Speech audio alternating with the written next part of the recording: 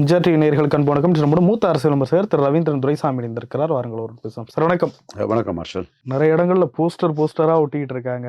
செங்கோட்டையன் அவர்கள் பொதுச் செயலாளர் அப்படின்னு சொல்லிட்டு, திடீர்னு சைதை துரைசாமி அவர்கள் ஒற்றுமை ஏற்படுத்தணும் அப்படின்னு சொல்லி அறிக்கை விடுகிறாரு. மீண்டும் என்ன நடந்து கொண்டிருக்கிறது அதிமுக? அதிமுகவுக்குள்ள ஒரு பெரிய பிரச்சனை இருந்துட்டு ஓடிட்டு தான் இருக்குது. எடப்பாடி பழனிசாமி தனக்கு இருக்க சிச்சுவேஷன்ல எது குறைஞ்ச நஷ்டமோ அதை எடுப்பார், எது அதிக லாபமோ அதை எடுப்பார். அதில் அவர் சமர்த்தர். நீங்கள் அவர் அந்த கொள்கையில் தான் போவார், இந்த கொள்கையில் தான் போவார்னு அவரை கணக்கிடவே முடியாது. சசிகலா அம்மையார் சிறைச்சாலை விட்டு வெளியே வந்ததும் சசிகலா அம்மையாரை மீண்டும் சேர்த்தா ஒட்டகம் கூடாரத்துக்குள்ள நுழைஞ்ச மாதிரி முழுக்க கட்சியை பிடிச்சிருவாங்கன்னு அவருக்கு தெரியும். அதனால அதுவரை அவர் ஏற்றுக்கொள்ளாமல் இருந்த பாமகவை வன்னியருக்கு ஜாதிவாரி கணக்கெடுப்பெல்லாம் நடத்தலை. ஜாதிவாரி கணக்கெடுப்புன்னு எடப்பாடி பழனிசாமி சொல்றது ஊரை ஏமாத்திர மோசடி. ஜாதிவாரி கணக்கெடுப்பும் ஒன்றும் நடத்தாமல் டக்குன்னு 10.5 டாக்டர் ராமதாஸ் கொடுத்து 23 சீட்டுன்னு ராமதாஸ் கூட கூட்டணி வச்சுக்கிட்டாரு. அதில் அவர் எடப்பாடி ஜெயித்தார். ராமதாஸ் கூட கூட்டணிக்குள்ள நஷ்டமும் அவருக்கு தெரியும், லாபமும் அவருக்கு தெரியும். அதில் தன்னோட கட்சியிலையும் தனக்குள்ள அந்த இடத்துக்கும் பாதிப்பு வராது. சசிகலா மேரை உள்ள விட்டா அது தன்னுடைய இருப்பையே காலி பண்ணிடுறதுக்காக அப்படி ஒரு முடிவு எடுத்தார். அதே மாதிரி இப்பவும் கூட்டணிக்கு அவர்கிட்ட யாரும் இல்லாத சூழ்நிலையில், முபாரக் தவிர யாரும் இல்லாத சூழ்நிலையில் டக்குன்னு பாஜக போய் பார்த்து பாஜக ஆப்ஷனை ஓப்பன் பண்ணிட்டார். பாஜக ஆப்ஷனை ஓப்பன் பண்ணது மூலமாக பாமக கிட்ட இவர் விக்கிரவாண்டியில் கீழே போனார். மக்களவையில் பாமகவை பலையினப்படுத்திட்டார். நம்ம கரெக்டாக பேசணும். விக்கிரவாண்டியில் ராமதாஸ் கிட்ட இவர் களத்தை விட்டு ஓடினதில் கொஞ்சம் அசிங்கப்பட்டார். மக்கள் மத்தியில் அவர் கொஞ்சம் என்னையா தலைவர் களத்தை விட்டு ஓடுறாருன்னு ஒரு இமேஜ் அடிபட்டுது. ராமதாஸ் அதில் 2வது இடம் போலரைஸ் பண்ணி வந்துட்டார். அப்போ ராமதாஸ் தான் இவருக்கு முக்கியங்கிற ஒரு சூழ்நிலையில், யாருமே கூட்டணி இல்லாத ஒரு முபாரக் மட்டுமே இருந்த சூழ்நிலையில் அதே நிலைமை நீடிச்சுன்னா இவருக்கு நிலைமை ரொம்ப மோசமாகும். ஸோ டக்குன்னு என்ன பண்ணாருன்னா, பாஜக கிட்ட கூட்டணி வர்றது மாதிரி பாஜக கிட்ட போய் ஒரு பேச்சுவார்த்தை வந்தார். ஸோ கூட்டணி வரலை, பாஜக ஆப்ஷனை ஓப்பன் பண்ணார். பாஜக ஆப்ஷனை ஓப்பன் பண்ணிக்கிட்டு ஏன் பாஜக ஆப்ஷனை ஓப்பன் பண்ணாருன்னா, இன்னொன்று திமுக அணி இன்டாக்டாக இருக்குது. திமுக அணி இன்டாக்ட்னு சொல்லும் போதே எடப்பாடிக்கும் விஜய்க்கும் என் மேலே கோவம் வரும். இவங்கெல்லாம் காங்கிரஸுக்கு 20 சீட்டு ஆஃபர் பண்ணி கொடுத்தா காங்கிரஸ் வந்துரும்னு நினச்சாரு எடப்பாடி பழனிசாமி.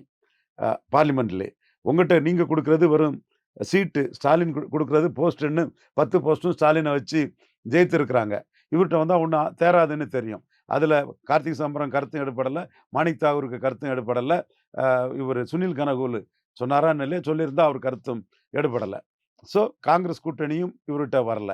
விடுதலை சிறுத்தைகள் வரும்னு சொன்னால் பொருந்தா கூட்டணி ஆயிரும், நம்ம சொன்னதான் அதுக்குள்ளேயும் நடந்தது. அப்போ இவர் பாஜக கூட போனால் திமுக கூட்டணி அப்படி இன்டாக்டாக இருக்கும். நம்ம பாஜக கூட போகாமலே திமுக கூட்டணி இன்டாக்டாக இருக்க, அப்போ எல்லாரும் ஸ்டாலின் கொடுக்கறது எம்எல்ஏ போஸ்ட், எம்பி போஸ்ட்டுன்னு யாரும் அசைய மாட்டேங்கிறாங்களே, வேல்முருகன் உட்படன்னு அவர் பார்த்தாரு. டக்குன்னு பாஜக ஆப்ஷனையும் ஓப்பன் பண்ணிட்டாரு.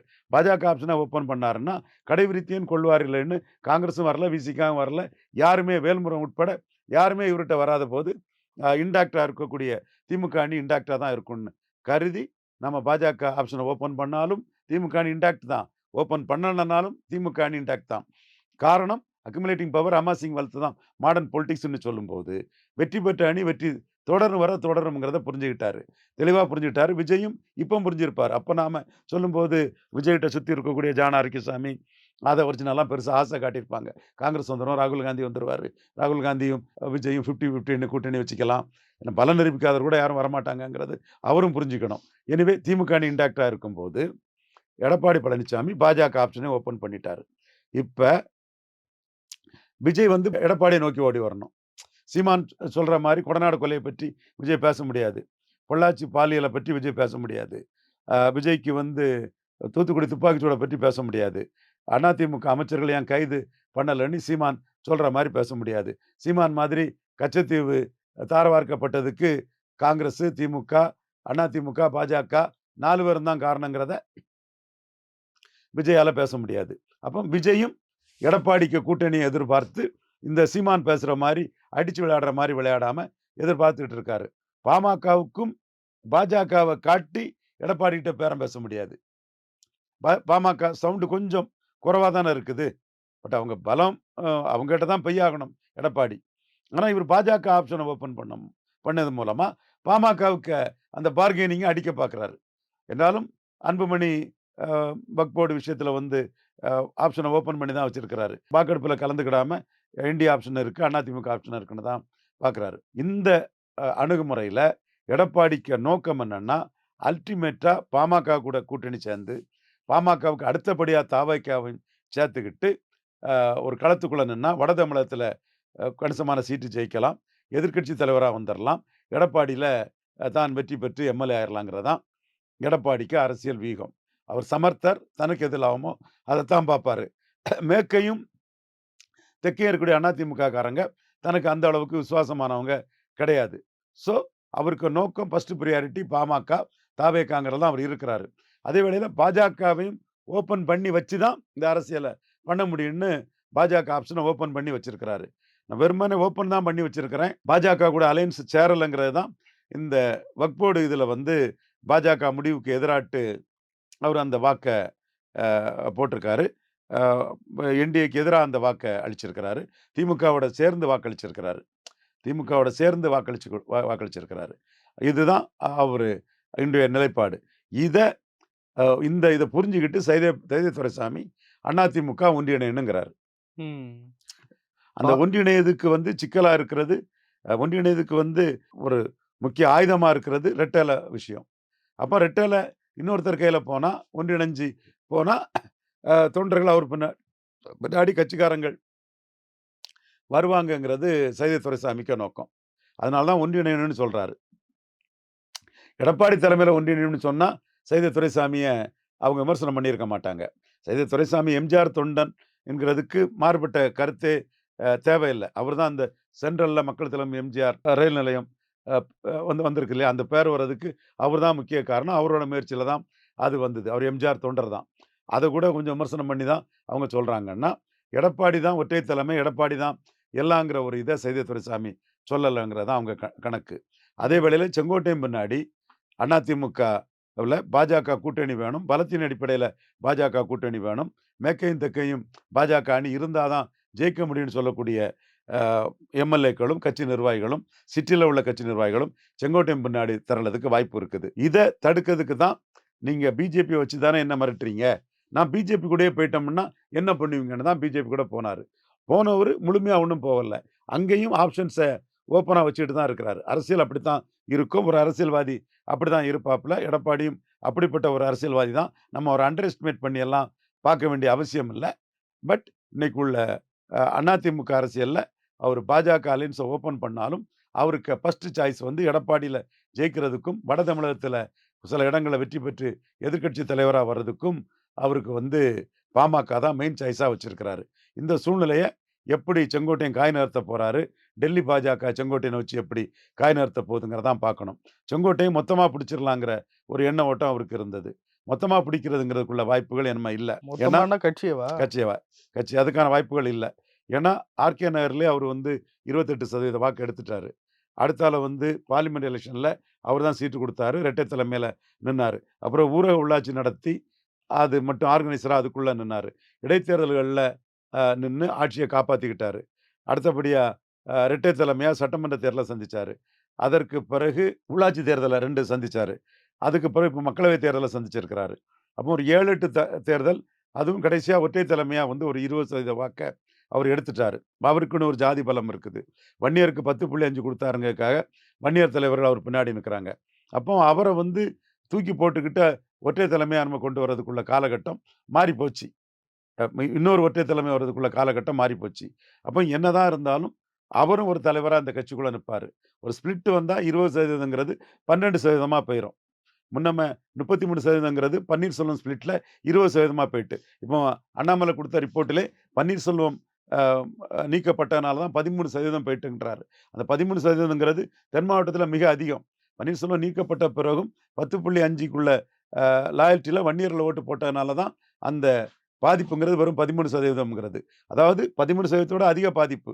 அவருக்கு வன்னியரில் ஓட்டு போட்டதுனால அந்த பாதிப்போட அளவு வந்து குறைஞ்சிருக்கு. சவுத்துலலாம் பார்த்தீங்கன்னா மிகப்பெரிய சதவீதம் அதிமுக நம்ம எழும்பவே முடியாதுங்க அளவுக்கு ஓபிஎஸ்ஸால் ஒரு பாதிப்பை சந்திச்சிட்டாரு. அண்ணாமலையும் ஓபிஎஸ்ஸால தான் அந்த பாதிப்புங்கிறத ரிப்போர்ட் கொடுத்துருக்காரு. ஏன்னா சசிகலாவும் தினகரனும் வந்து 2021 பன்னீருங்கிற இரட்டை தலைமை ஆயுதத்தை பயன்படுத்தி ஓரளவு சமாளிச்சாருங்கிறது நமக்கு தெரியும். தினகரனும் ஒரு ஃபால்ஸா தான் இருக்கிறாரு. ஸோ இந்த கட்டத்துக்குள்ள இன்னொரு ஸ்பிளிட் செங்கோட்டையனால வந்தோன்னா 20% கட்சிங்கிறது 10 12% அளவுக்கு கீழே போயிடும். அதனால ஒரு ஸ்பிளிட் வரக்கூடாதுங்கிறதுக்காகவும் தான் அவரு அமித்ஷா போய் பார்த்துருக்காரு. ஆனா பார்த்தாலும் அவர் he will play his card close to his chest. என்னோட அனுமானம் பாஜக கூட அவர் வரமாட்டார். கிறிஸ்டின் முஸ்லீம் பாதிப்புங்கிற அந்த இதுக்குள்ள இன்னைக்கு வக்ஃப் போர்டு விஷயத்துல அவரோட நிலையை காட்டிட்டாரு. ஸோ அவரோட மூவ்ஸ் அடுத்தால எப்படி இருக்குங்கிறத நம்ம பொறுத்திருந்து தான் பார்க்கணும். என்னோட அனுமானம் பாமக, தாவேகாவும் சீமான மாதிரி ஏபிசிடி எதிர்ப்புல இல்ல. அவங்க காங்கிரஸ் மேலேயும் சாப்பிட்டு, அதிமுக மேலேயும் சாப்பிட்டு, ஏ மேலேயும் சி மேலேயும் சாப்பிட்டா இருக்காங்க.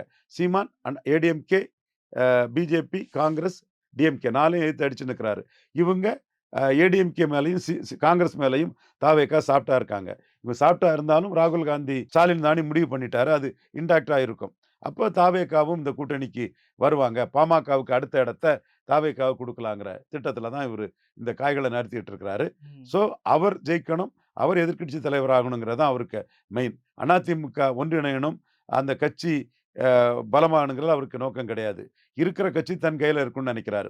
ஒன்றிணைஞ்சு பலமாகணும்னா நாளைக்கு தோத்து போச்சுன்னா தன் கையை விட்டு கட்சி போயிடக்கூடாதுங்கிற அச்சம் அவருக்கு இருக்குது. அதனால தான் ஓபிஎஸ்ஸை எக்காரணம் கொண்டும் சேர்க்க மாட்டேங்கிற அந்த உறுதிப்பாட்டில் அவர் இருக்கிறாரு.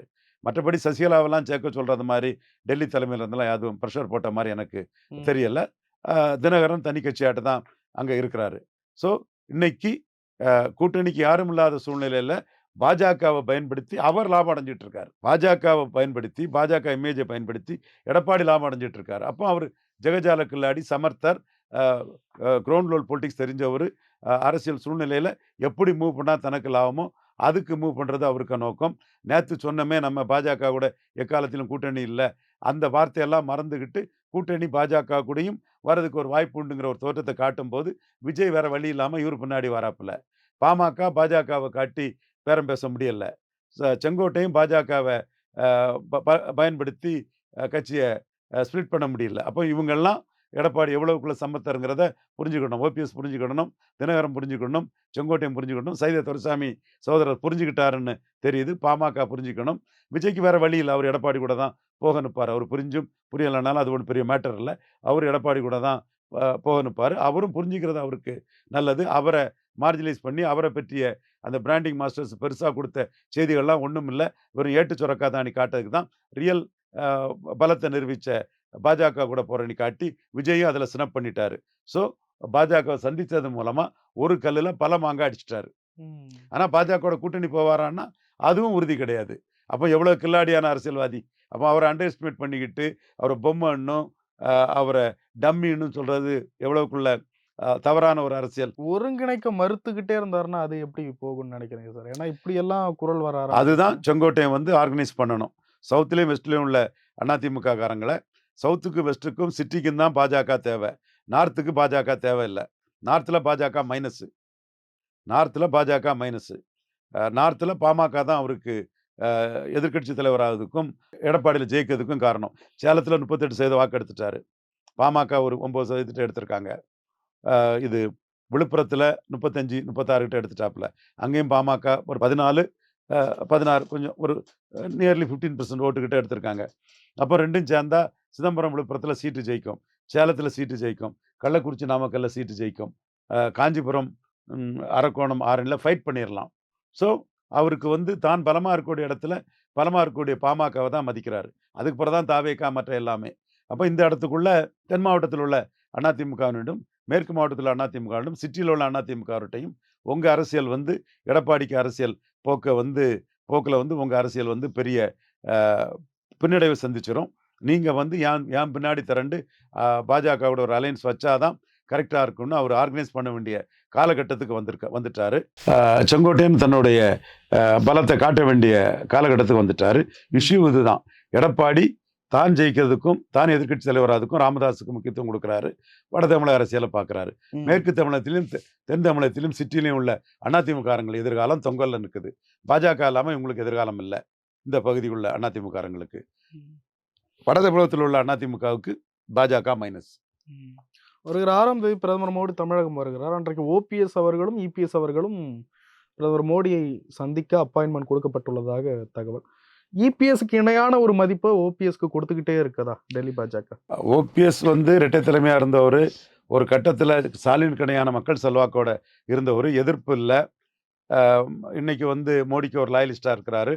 மோடி சொல்லி தான் அந்த பதவி கட்சி அவருக்கு ஆட்சி போது கட்சி அவரே எடுத்திருக்கணும். இரட்டை தலைமையாக மோடி உள்ள கொடுத்து அந்த காம்ப்ரமைஸ் மோடி சொன்னதுனால வந்ததுனால அவர் இணை ஒருங்கிணைப்பாளராக இருந்து ஒருங்கிணைப்பாளரை தூக்கி சாப்பிட்டு ஒற்றை தலைமையாக எடப்பாடி வந்துட்டார்.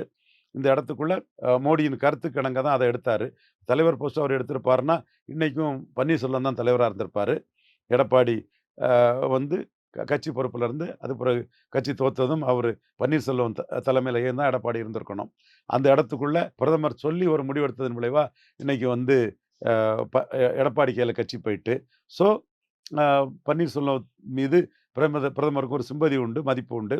அதுக்குள்ள ரிவார்டு காலம் வரும்போது கொடுப்பதற்கான வாய்ப்புகளும் உண்டு.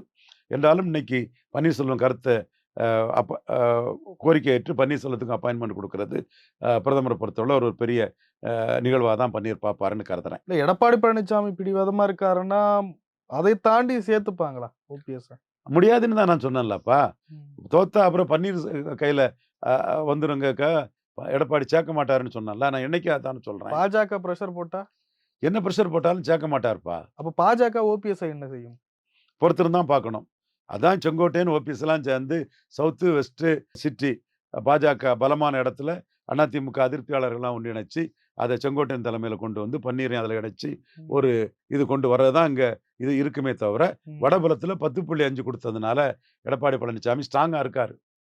சிவி சண்முகம் இருக்கிறாரு, கேபி முனிசாமி இருக்கிறாரு, அன்பழகன் இருக்காரு, வீரமணி இருக்காரு. 10.5 அவருக்கு ஸ்ட்ரெங்தனை கொடுத்துருக்கு. அதனால ராமதாஸே என்டிஏக்குள்ளே இருந்தாலும் இன்னைக்கு பக்போர்டு இதில் ஆதரித்து வாக்களிக்காம வெளியேறி நின்று அதிமுக ஆப்ஷனே வச்சுக்கிட்டு இருக்கிறாரு. ஸோ இந்த இடத்துக்குள்ள எடப்பாடி இங்கே அப்பாயின்மெண்ட் கேட்டு வராருன்னா பாஜக வந்து செங்கோட்டையனை தலைவராக்கிடக்கூடாது. பாஜகவை பயன்படுத்தி பாமக பார்கெனிங் பண்ணிடக்கூடாது. பாஜக கூட்டணி இல்லைன்னா தாவேக்கா பெரிய லெவலில் நம்மகிட்ட வந்து நம்ம தலைக்கு மேலே உட்காந்துடக்கூடாது. பாமக கீழே கூட பாஜக வேற வழி இல்லாத தாவேக்காவை உட்காத்தி வைக்கலாம். இப்படி பல அம்சங்களில் தான் எடப்பாடி வந்து மோடியை பார்க்க வராரு.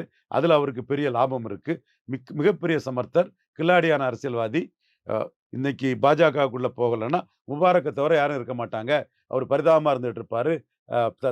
தாவேக்கா பெரிய லெவல் போயிட்டு இருக்கோம், பாமக இல்லாமல் ஒன்றுமே இல்லைன்னு பாமகட்ட வந்து தான் தீரணும், எங்கள் ஐயாட்ட வந்து தான் தீரணும்னு நான் பேசிகிட்டு இருந்திருப்பேன். பன்னீர் இவங்கெல்லாம் என்டிஏ இன்ட்ராக்டாக இருக்கும், என்டிஏ பெரிய இதாக இருக்கும். இவர் வந்து தேமுதிக வந்து அவங்க இப்பவும் டிஎம்கே ஆப்ஷனை ஓப்பன் பண்ணிட்டாங்க. அந்த இதில் அவங்க இருந்துகிட்டு இருப்பாப்புல. கிருஷ்ணசாமி இவர் விமர்சனம் பண்ணிட்டு இருப்பாரு. இப்போ எல்லாரும் ஒன்று சேரணும் அந்த இதில் ஒரு இதுக்குள்ள அவர் அதுக்கு உறுதியாக அதுக்குள்ள உடன்பட மாட்டார். பட் அவருக்கு இம்பார்ட்டன்ஸும் அவரை மையமாக வச்சு இந்த அரசியல், ஸ்டாலினுக்கு அடுத்தபடியாக அவரை மையமாக வச்சு ஓடக்கூடிய இந்த அரசியலும் ஓட ஆரம்பிச்சிட்டு அவர் பாஜகவை சந்திக்கலைன்னா இந்த இது அவருக்கு வந்திருக்காது. அதே வேளையில் அண்ணாமலையும் அவரோட அரசியலை பண்ணி அவரை மையமாக வச்சு ஒரு வாரம் கடுமையாக ஓடுது. சபாநாயகர் மேலே உள்ள இவருடைய நம்பிக்கையில்லா தீர்மானத்தோட டாஸ்மார்க் தான் நின்னது, அண்ணாமலைக்கு டாஸ்மார்க் தான் நின்னது. எனிவே எடப்பாடி பழனிசாமி தனக்கு எது லாபங்கிறதுல புத்திசாலித்தனமாக அரசியல் பண்ணுறாரு. இவரை செங்கோட்டையும் புரிஞ்சுக்கணும், சைதை துரைசாமி புரிஞ்சுக்கணும், ஓபிஎஸ் புரிஞ்சுக்கணும், தினகரன் புரிஞ்சுக்கணும், அன்புமணி ராமதாஸ் புரிஞ்சுக்கணும், ஏன் விஜய் ப்ரோ புரிஞ்சுக்கணும். எல்லாரும் இதை புரிஞ்சுக்கணுங்க தான் என்னது. சீமான் புரிஞ்சுக்கிட்டாரு, சீமான் தெளிவாக புரிஞ்சுக்கிட்டாரு. அவர் வந்து எடப்பாடி விக்கிரவாண்டிலையும் ஈரோடு கிழக்குலையும் விழுந்துட்டாருன்னா அவர் வந்து இனிமே எடப்பாடி எல்லாம் சீஃப் மினிஸ்டர் ஆக முடியாது. அவர் தினகரனையும் கமலஹாசனையும் நான் பலகீனப்படுத்தின மாதிரி விக்கிரவாண்டியிலையும் ஈரோடு கிழக்குலையும் களத்தை விட்டு ஓடின எடப்பாடி பழனிசாமி நான் ஈஸியாக பலகீனப்படுத்திடுவேன். பெரியார் எதிர்ப்புங்கிறதுல நான் வந்து அதிமுக, திமுக, பெரியாரோட தொண்டன் விஜய் எல்லாருக்கும் எதிராக தான் நான் இருக்கிறேன். அதே மாதிரி திராவிட எதிர்ப்புங்கிறதுலையும் திராவிட கட்சியோட கூட்டணி வேண்டான்னு நான் தெளிவாக அதில் அதிமுகவையும் அடித்து தான் நான் இருக்கிறேன். ஸ்டாலினா சீமானாங்கிறதுல நான் தெளிவாக போயிட்டுருக்கிறேன். 16% ஓட்டும் எனக்கு விழுந்த ஓட்டு. இவர் எடப்பாடி சொல்லி நோட்டாக்கு ஓட்டு போடுங்கன்னு செல்லூர் ராஜி சொல்லி எனக்கு விழுந்த ஓட்டுனா என்ன ஏற்றுக்கிட்ட அதிமுக காரங்க தான் வந்திருக்காங்க. அது குறிப்பிட்ட சில சமூகங்கள் என்னை ஏற்றுக்கிட்டு தான் வந்திருக்கிறாங்க. அதே மாதிரி என்டிஏ நிற்காததும் அந்த ஓட்டும் என்னோட வாக்கு தான். 16% இடைத்தேர்தலை எடுத்துக்கிட்டேன். எடப்பாடியை நல்லா புரிஞ்சுக்கிட்டவனா, வேற எல்லாரோடையும் எடப்பாடியை நல்லா தெரியும். எடப்பாடியை பலகீனப்படுத்தி நான் பெரிய அளவு வந்துருவேன். இன்னும் சொல்லப்போனா, எனக்கும் அவருக்கும் பெரிய வித்தியாசம் இருக்காதுங்கிறனால தான் ஈரோடு கிழக்க விட்டே அவர் ஓடிட்டாரு. ஈரோடு கிழக்குல அவர் நின்னா ஒரு 18% ஓட்டு எடுத்திருப்பாரு. நான் வந்து ஒரு 13, 14 எடுத்தோம்னா, எனக்கும் அவருக்கும் வித்தியாசம் குறைவு. கொங்கு மண்டலத்திலே இவ்வளோதான் வித்தியாசம்னு சொன்னா, முக்குளத்தோர் மண்டலத்துலலாம் எடப்பாடி கீழ போய் முக்குளத்தோர் சப்போர்ட்டெல்லாம் எனக்கு வந்திருக்கும். அத மறைக்கிறதுக்கு தான் அவரு களத்த விட்டே வரல. அவர் களத்த விட்டு ஏன் வரல? ஏன் பயந்து ஓடுனாருன்னா, அது எனக்கு தெரியும். மக்கள் மத்தியில களத்துக்குள்ள இருக்கக்கூடிய எனக்கு ஒரு வேல்யூ வரும். அவர நான் தெளிவா புரிஞ்சுகிட்டேன். தெளிவா கமலஹாசன், தினகரனை பலவீனப்படுத்தின மாரி, எடப்பாடி பழனிசாமிய நான் பலவீனப்படுத்துவேன். எடப்பாடி பழனிசாமிக்காக என்கிட்ட 1000 பேர் தூது வராங்க. எத்தன பேர் தூது வந்தாலும், எங்க அண்ணன் சொல்லக்கூடிய இந்த உங்க கணக்கு எனக்கு தெரிஞ்ச கணக்கு தான். எனக்கு தெரிஞ்சத அண்ணன் சொல்றீங்க. என் மனசுல இருக்கிறத அண்ணன் கரெக்ட்டா சொல்றீங்க. இதுல தான் நான் தெளிவா நிப்பேன். எடப்பாடி ஈர்ப்பு சக்தி இல்லாத எடப்பாடி பழனிசாமிய நான் பலவீனப்படுத்திருவேன். அவரு அமித்ஷா பார்த்ததிலே அவருக்கு லீடர்ஷிப் சரமாரியா விழுந்துட்டு, என் லீடர்ஷிப் எழும்பி நிக்குது. நான் 4 பேரையும் எதிர்த்து துணிச்சலா நிக்கிறேங்கிறதும், அவரு விக்கிரவாண்டி, ஈரோடு கிழக்கு களத்துல வராததும், அவர் பலவீனப்படுறாரு. நான் பலப்படுறேன். நாடார், முக்குளத்தோர், நான் கொங்கு வேளாளர், நான் வன்னியர் இந்த 4 தரப்பும் 18% வாக்குல உள்ளவங்க என் பின்னாடி தான் வருவாங்க. எடப்பாடிய நான் இந்த முறை அ மிகப்பெரிய அளவு பலவீனப்படுத்தி, எனக்கும் எடப்பாடிக்கும் பெரிய வித்தியாசம் இல்லங்கிற அளவுக்கு நான் 15 டூ 20% வாக்க எடுத்துருவேன்னு சீமான் உறுதியா நிக்கிறாரு. சீமான் தான் எடப்பாடியோட டகால்ட்டிகள புரிஞ்சுகிட்டு ரொம்ப தெளிவா நிக்கிறாரு. விஜய் புரியணும். அ ராமதாஸுக்கு தெரியும் அவர் கில்லாடி. என்றாலும் அ எதுக்கு பாஜகவ பார்த்தாருங்கிறது ராமதாஸுக்கு பார்கெனிங் அடிக்கிறதுக்கு தான். எதுக்கு பாஜக பார்த்தாருன்னா, விஜய் தரப்பு பத்திரிகையில குடுத்த செய்திகள வந்து ஒண்ணுமில்ல. அது கானல் நீர் காட்டுறதுக்கு தான். அடுத்தபடியா தினகரன் அவர் ஓரளவு புரிஞ்சுக்கிட்டாரு. பன்னீர் புரிஞ்சுக்கணும். இப்போ எல்லாரோட புரிஞ்சுக்க வேண்டியது செங்கோட்டையன். இப்போ எல்லாரோட புரிஞ்சுக்க வேண்டியது செங்கோட்டையன். சைதை துரைசாமியும் புரிஞ்சுகிட்டு தான் களத்துக்குள்ள வாராரு.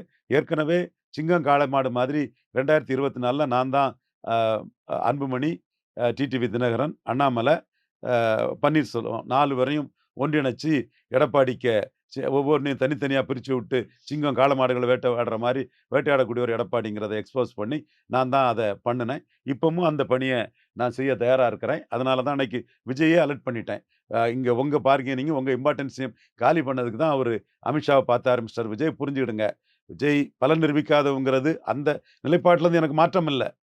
பட் இந்த இஷ்யூல விஜய்க்கு இம்பார்ட்டன்ஸையும் காலி பண்றதுக்கு தான் அவரு அமித்ஷாவ பார்த்தாருங்கிறத விஜயும் புரிஞ்சுக்கணும். அவருக்கு இம்பார்ட்டன்ஸ் அவருக்கு முக்கியத்துவமே ராமதாஸுக்கு தான் விஜய விடங்கிறதையும் புரிஞ்சுக்கணுங்கிறது தான் என்னோட கருத்து. ஸோ எடப்பாடி மிக சமர்த்தர், தெளிவான அரசியல்வாதி. அவரோட அரசியல புரிஞ்சுகிட்டு அவருக்கு எதிர் சக்திகள ஒன்றிணைச்சு அவருக்கு எதிரா களமாடுறங்கிறது சாதாரணமான விஷயம் இல்ல. நாம களமாடுறோங்கிறதும் உறுதியான உண்மை. இந்த இரட்டை இலை சம்பந்தமா கேஸு, தேர்தல் ஆணையத்துல அதெல்லாம் போயிட்டு இருந்தது. இன்னமும் அந்த பிரச்சனை இருக்கா? பிரச்சனை வருமா? அதனால தான் இவரு சீக்கிரமா முடிச்சு வாங்க நினைக்கிறாரு. ஆ. ரெட்டலை மையமா வச்சு செங்கோட்டையன் மேற்கு, இல்ல தெற்கு இன்னமும் அந்த கத்தி தொங்கிட்டு தான் இருக்கு. தொங்கிட்டு தான் இருக்குது. ஆ. ரெட்டையில தொங்கிட்டு தான் இருக்கு. அந்த 4 வாரத்துல முடிங்கன்னு சொல்றாருல்ல. முடிச்சுட்டா அவருக்கு அதுல ஃப்ரீயா போயிரலாம்னு நெனைக்கிறாரு. ஆ. அது தொங்கிட்டு இருக்குது. அத மையமா வச்சு தான் செங்கோட்டையன் லிஃப்ட் ஆக முடியும். பட் அதுக்கு இன்னும் ஃபுல் ஸ்டாப் வைக்கல. அது பிரச்சனை. இருக்கத்தான் செய்யுது. ம், ம். அத வச்சு தான் செங்கோட்டையன் ஏற முடியும். ம். நாம மோடி கிட்ட தெளிவா சொல்லிட்டோம். நீங்க எடப்பாடி பழனிசாமிய 15%க்குள்ள நிறுத்தலன்னா, 29ல அவரு காங்கிரஸுக்கு ஆஃபர் குடுப்பாரு. அப்ப அவரு காங்கிரஸுக்கு ஆஃபர் குடுத்தா, ஸ்டாலினும் காங்கிரஸ விட்டுறக்கூடாதுன்னு நெனைப்பாரு. 19ல ராகுல் காந்திய ப்ரொஜெக்ட் பண்ண மாரி, ராகுல் காந்திய ப்ரொஜெக்ட் பண்ணி போனாலும் ஸ்டாலின் போவாரு. அது நமக்கு நல்லதில்ல. அதனால காங்கிரஸுக்கு இன்னொரு ஆப்ஷன் இருக்கக்கூடாது. அதான் கடைசியா நான் மோடி, அமித்ஷா, நட்டா, அண்ணாமலை, சத்யன் குருமூர்த்தி, பி.எல். சந்தோஷ் இவங்களுக்கெல்லாம் எழுதின என்னோட கடிதத்தில கடைசியா அதத்தான் சொல்லியிருக்கிறேன். இவர 15% கீழ தள்ளுனா தான் 29 மோடிக்கு நல்லா இருக்கும். ஒரு 25 எம்பி சீட்டாவது ஜெயிக்கலாம். அல்லது 29 வந்து டெட்ரிமெண்டல் ஆயி போகும். அதற்கான வியூகம் என்கிட்ட இருக்கு. அந்த வியூகத்த எடுத்து செய்யுங்க. பாஜக செய்ய வேண்டிய வியூகம் எடப்பாடிய நம்பக்கூடாது. அவர 15% கீழ கொண்டு வரணும். அது கீழ போனாலும் நல்லது தான். அதற்கு இன்னைக்கு இமேஜோட ஒரு ஒரு பவர்ஃபுல்லா இருக்கிறது செங்கோட்டையன். செங்கோட்டையன ஃபுல்லா பேக் பண்ணணும். அதுதான் நம்ம கருத்து. எப்படி வருதுங்கிறத பொறுத்திருந்து பார்ப்போம். ம். Edappadi harder nut to crack. சாதாரண ஆள் இல்ல. ம். அதனால சாதாரண ஆளுன்னு இல்லன்னு தெரிஞ்சுக்கிட்டு தான் நாம அந்த போர புரியிறோம். அதனால இந்த அம்பு மாரி வரக்கூடிய மணிகண்டன், அந்த மணிகண்டன், இந்த மணிகண்டன் எல்லாம் தூசா தட்டி விட்டுட்டு டைரக்ட்டா நம்ம அ மெயின் ஆள தான் ஃபைட்டுங்கிற மாரி எடப்பாடியையும், மிதுன் பழனிசாமியும் நம்ம ஃபைட் பண்ணிட்டு இருக்கோம். நம்ம ஃபைட்டுன்னா நம்ம அறிவு, ஆற்றல், கான்டாக்ட், துணிச்சல், தொடர்புகள் எல்லாத்தையும் பயன்படுத்தி எல்லாத்தையும் அலர்ட் பண்ணி அந்த ஃபைட்டை பண்ணிட்டு இருக்கோம். அதில தான் நம்ம திருமாவளவன அலர்ட் பண்ணணும். அப்புறம் அவரு எடப்பாடி கூட போனா ஒண்ணும் தேறாதுன்னு அவர் விட்டுட்டு போயிட்டாரு. அப்போ பாமக புரியணும். திருமாவளவன்கிட்ட போயிட்டு வந்துட்டு தான் இப்போ உங்கிட்ட வருவாருங்கிறத பாமக புரியணும். காங்கிரஸ நம்ம போய் அலர்ட் பண்ணல. அது நம்ம வேலையும் இல்ல. அவங்க பைண்டிங்கா ராகுல் காந்தி கூட இவரு ஸ்டாலின் கூட இருக்கிறாங்க. இப்போ வந்து நம்ம அலர்ட் பண்றது வந்து விஜய் ப்ரோவையும் அலர்ட் பண்றோம். அவரு பிஜேபி பக்கம் போனது விஜய் ப்ரோவுக்குள்ள உங்க அது என்ன பொறுத்தவரை இன்னொரு வகையில அது போலித்தனமான ஏட்டு சுரக்கா இம்பார்ட்டன்ஸ் தான். ஏட்டு சுரக்கா காகித புலி இம்பார்ட்டன்ஸ் தான். அது செய்தி அரசியல் தான். செயல் அரசியல் இல்ல. சீமான் மாதிரி. சீமான் மாரி செயல் அரசியல் இல்ல. அந்த செய்தி அரசியல் இம்பார்ட்டன்ஸையும் எடப்பாடி அடிச்சுட்டாரு. ம். ஸோ ஓ! எடப்பாடிட்ட எல்லாரும் அலர்ட்டா இருங்கங்கிறது தான் என்னோட கருத்து. ம். நிறைய விஷயங்கள பகிர்ந்து கொண்டீர். ரொம்ப நன்றி சார். நன்றி.